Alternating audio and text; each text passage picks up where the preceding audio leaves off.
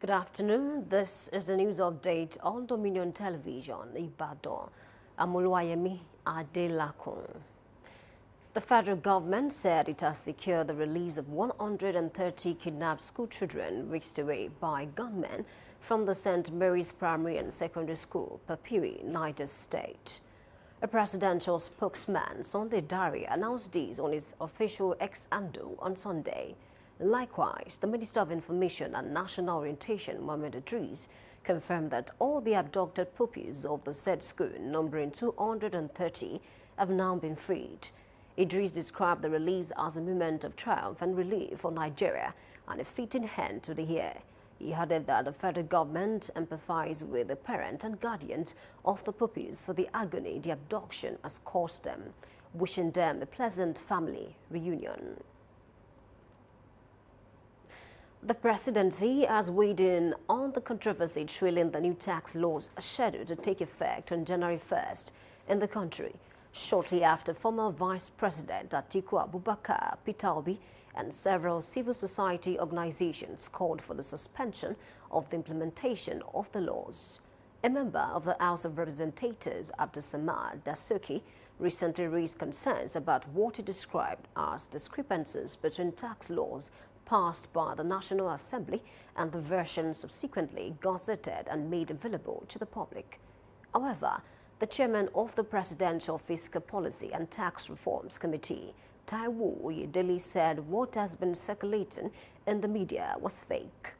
Oyedele stated that he reached out to the House of Representatives Committee regarding a particular Section 41 and noting that the response given by the committee was that its members had not met on the issue. The People's Democratic Party councillors in Ibadan North-East local government area, Oyo State, have welcomed the gubernatorial aspirant Ajadi Oguntoyibo ahead of the 2027 Oyo State governorship election. Our correspondent Richard Ashalu has the report. School Okiofa was aimed at strengthening party's unity and mobilizing grassroots support within the local government. Speaking with the newsmen during the visit, Oguntoyibo explained that the gathering was organized to finalize himself with the party members and reconnect with stakeholders at the grassroots level, addressing recent developments within the party with issues surrounding expelled members. Today we gather here to familiarize with our party members, to tell them, to inform them officially in each of the local government of my ambition, part of the party any longer. They have been expelled, and there is nothing like there's nothing to be done about it. It is a English that it is irreversible. Anybody that has been expelled has been expelled. You can't reverse it. So there is no crisis in the party. You can see we are all happy. Look at the gathering. So PDP is taking over 2027 at the national to the bottom. All the PDP members and all my fans and the supporters to stay firm, to stand feet on their ground, to take their territory. From 2027 we are taking over from the national.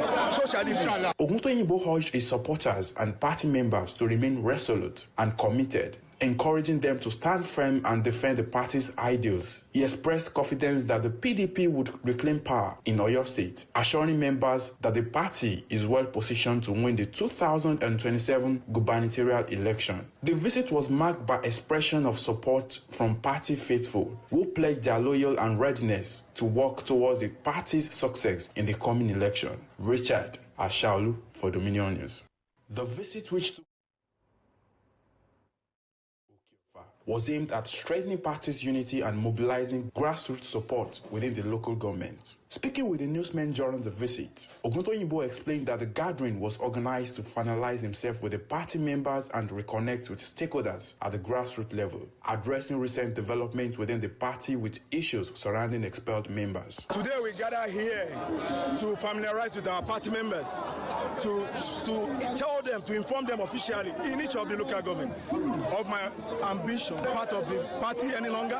They have been expelled, and there is nothing like there's nothing to be done about it. It is a English that it is irreversible. Anybody that has been expelled has been expelled. You can't reverse it. Friends, families and well-wishers were left in utmost joy as their children and ward graduated from the Polytechnic Ibadan on the 19th of December 2025. The event saw dignitaries like the Deputy Governor of Oyo State, Bayo Lawal Oni of Ife, Adeyeye Ogunwusi, amongst others in attendance. Our correspondent, Sheifumi Akinsoya, has the report. The Polytechnic Ibadan Oyo State has convocated about 4,933 students, awarding them both National Diploma and Higher National Diploma, respectively. This happened on the occasion of the institution's 40th anniversary held on the 19th of December 2025. Speaking at the event, the Polytechnic Ibadan Rector, Taiwo Lasisi, stated that education in Oyo State is taking a different shape, affirming that the institution plays a vital role in Oyo State and Nigeria at large. He listed the achievements of the institution over the years with a clear message to the graduates on being good ambassadors of the institution. In Oyo State today, secondary education is free, which is part of one agenda for the development of education in these states. An institution that has contributed immensely to the development of Oyo State and Nigeria through its products, who are making waves positively all over the world. In her speech, the best graduating student, Yusuf Kemisola, with different awards to her name, shared her challenges, expressing her deepest joy and thanking everyone who contributed to her success. I feel very happy that at last it's coming to an end because I dedicate most of my time to reading. I would advise that we should not stop here. We have a lot we can still do, so we should switch and do more, put some more efforts. Meanwhile, cross-sections of graduates in a chat with Dominion News reflect on their academic journey so far, admonishing students and aspiring students to always stay focused. We thank God, we pull through. Grace, strength, night reading, everything. Like, we thank God. All glory belongs to God. My most challenging year happened to be my HND2.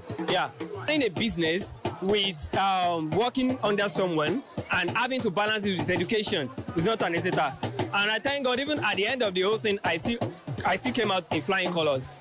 I thank God for everything. It was difficult, but God see me through.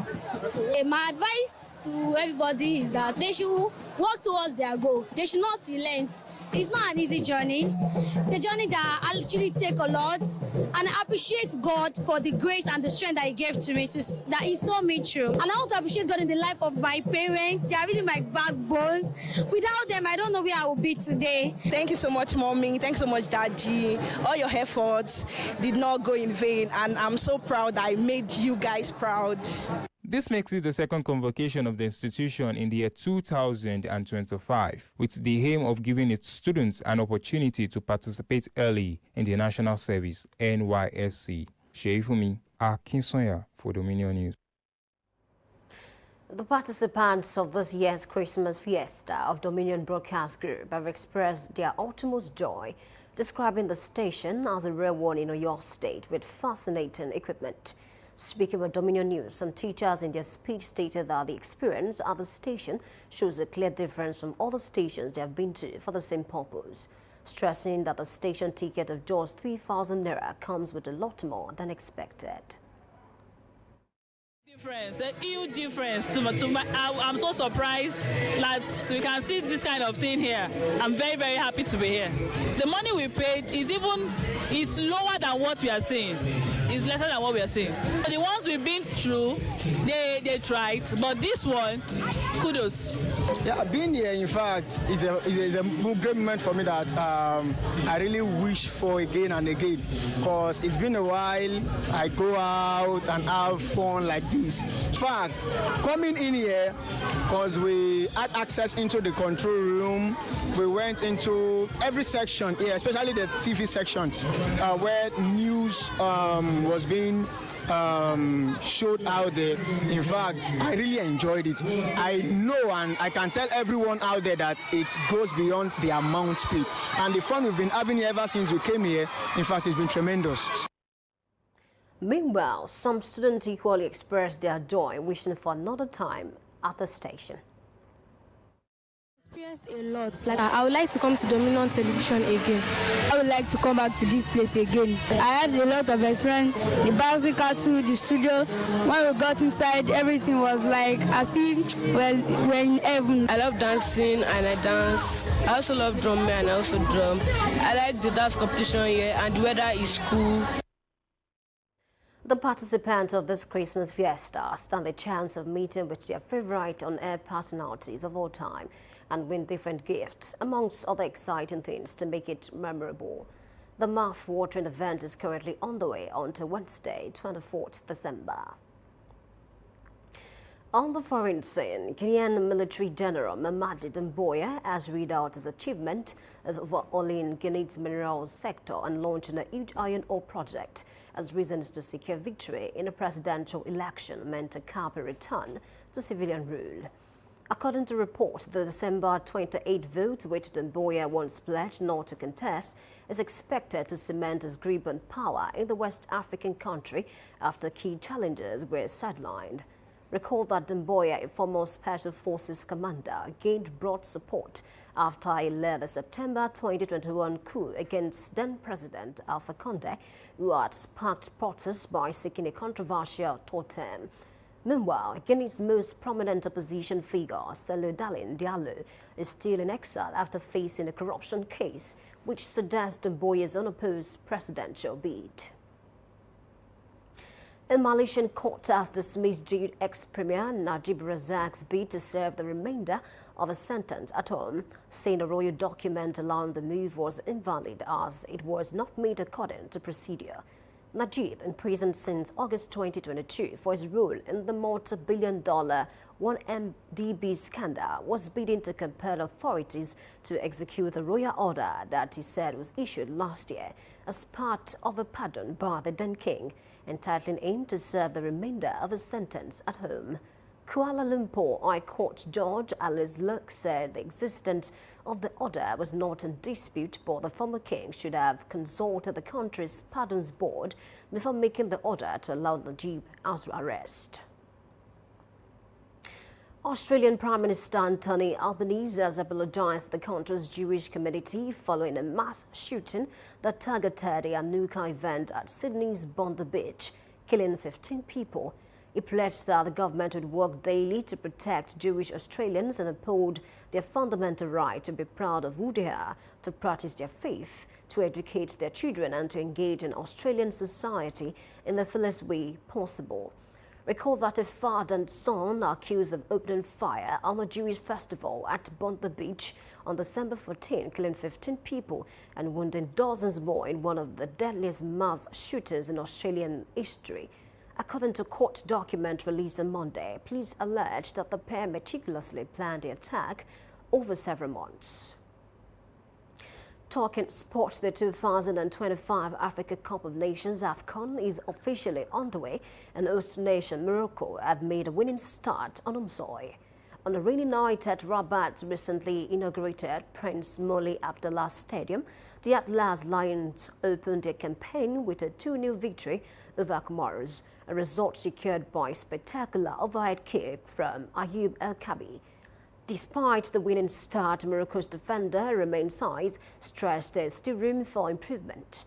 Comoros, for their part, frustrated Morocco for much of the first half, holding firm for 45 minutes, thanks largely to an excellent performance from goalkeeper Yannick Pandor. You can visit our website on www.dominion.org.ng to watch us live and interact with us. You can also follow us across our social media platforms, Facebook, Instagram, TikTok, YouTube, and LinkedIn at Dominion Broadcast and X at Dominion Cast. And that ends the news update on Dominion Television. I'm Oluwayemi Adelako. Thank you for watching and good afternoon.